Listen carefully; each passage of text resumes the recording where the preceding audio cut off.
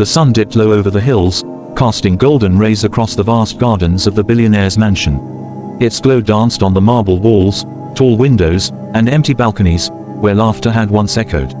Now, silence ruled. Only the sound of rustling leaves and distant birds kept the loneliness company. Faith stood quietly by the window of her small room in the east wing. She wasn't a guest. She wasn't family. She was something in between. Her eyes were soft, yet they carried a storm of memories. In her hands, she held a photograph, faded and slightly bent. A photo of her and Henry. Henry, the man whose love was both a miracle and a burden. The man whose arms once felt like home. It had started 5 years ago. Faith was a florist, working in a small shop near the edge of the city. She was ordinary, quiet, with eyes that saw beauty in broken petals. She lived in a tiny apartment and watered her plants every morning. Her life was simple, maybe even dull, but peaceful. Then one rainy afternoon, he walked in. Tall, drenched in rain, wearing a tailored suit and sadness in his eyes. Henry, a billionaire, the heir of an empire, yet lost like a child in the dark. "I need flowers," he said, "for someone I loved. She died last week." Faith looked up and saw the grief resting on his shoulders like a heavy coat.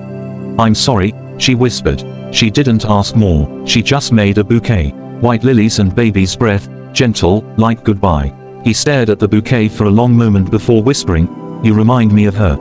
Faith smiled faintly, not knowing what to say. He left, but he came back, again and again, sometimes for flowers, sometimes just for silence, sometimes just to sit across from her and say nothing. Slowly, quietly, like rain falling on dry soil, their hearts began to know each other. Henry would talk, not about money or power, but about emptiness, about how wealth had filled his house but left his soul hollow. He had lost his mother at 16. His father died last year.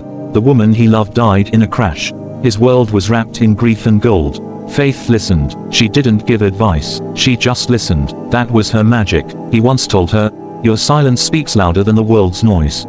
She didn't know how to answer, so she gave him a daisy. He smiled. Their connection bloomed. It wasn't sudden. It was slow, painful, tender. Like healing. They would walk in parks. He would visit her shop, help her arrange bouquets. He bought a small greenhouse and told her, "It's yours, so you can grow peace." She refused. "I don't want your money." He looked at her, wounded. "It's not money. It's the only way I know how to show I care." She touched his hand. "Just stay, that's enough." And so he stayed. But staying wasn't easy. His world was full of cameras, secrets, and shadows. People began to whisper. The press called her names. Gold digger, social climber, nobody. He tried to protect her. Bought her a car, hired guards, begged her to move into the mansion. She refused again. "If I live there, I'll lose myself. And if I lose myself, how will I love you right?" Henry didn't understand, but he respected her. That was love. 2 years passed. Then came the diagnosis. Faith had been feeling tired, dizzy. She thought it was stress. But the doctor said the words no one wants to hear. Cancer, stage 3, aggressive. She didn't cry right away. She walked out of the hospital, sat on a bench, and watched pigeons fight over crumbs. The world didn't pause. It never does. She told Henry that evening. His face turned pale. His hands trembled. "No," he said. "No, we'll fix this. I'll pay the best doctors. We'll go to Switzerland. We'll..." "Henry," she interrupted gently. "Stop." He looked at her, confused, broken. "I don't want to live in machines and wires. I want to feel the wind. Smell the roses. I want to live, not survive." He sank to his knees, head in her lap. "Don't leave me," he whispered. "I'm not gone yet," she said, stroking his hair. "We still have time." She moved into the mansion, not because she wanted luxury, but because Henry begged, because he promised to give her mornings in the garden, warm soups, and books by the fireplace.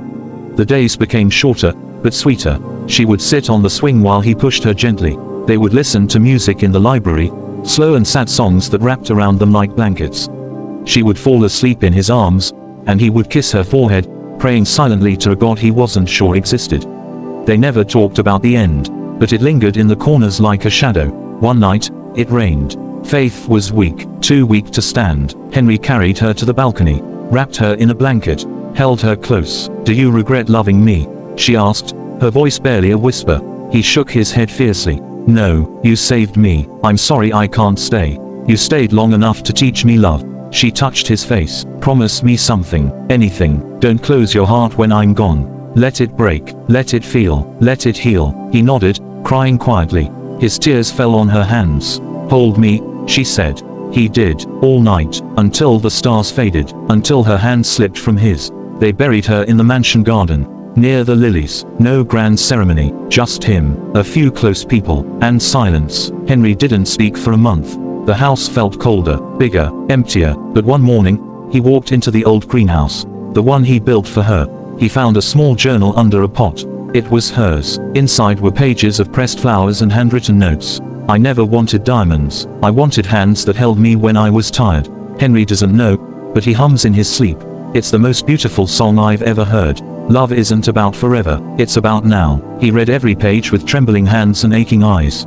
He stayed in the greenhouse until the sun set, and when night came, he whispered, "Thank you." Years passed, the world moved on, but Henry didn't forget. He opened a flower school in her name, Faith Blooms. He built parks where people could sit and just be.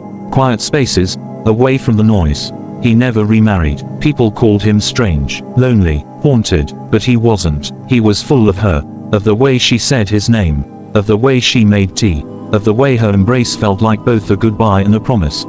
He would sometimes sit by her grave and say, "I still feel your arms around me when I can't sleep." Because love like that doesn't die. It stays, in walls, in air, in memories, in embraces that never leave. A little girl, maybe 6, ran through the mansion garden one summer afternoon. She had curly hair, wide eyes, and a laugh like wind chimes.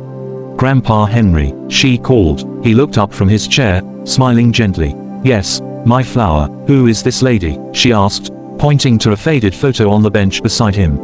He picked up the picture of Faith. His voice softened. "She was the most beautiful story in my life." "Was she your wife?" "No," he said. "She was my heart." The girl frowned. "Where is she now?" He looked at the sky. "She's in the wind, in the flowers, in this garden. She's everywhere I still breathe." The child hugged him. "I love you, Grandpa." He smiled, tears in his eyes. "And I love you, just like she taught me." And for a moment, in that quiet garden, he felt it. The soft, warm embrace of Faith. Still there, still holding him, always.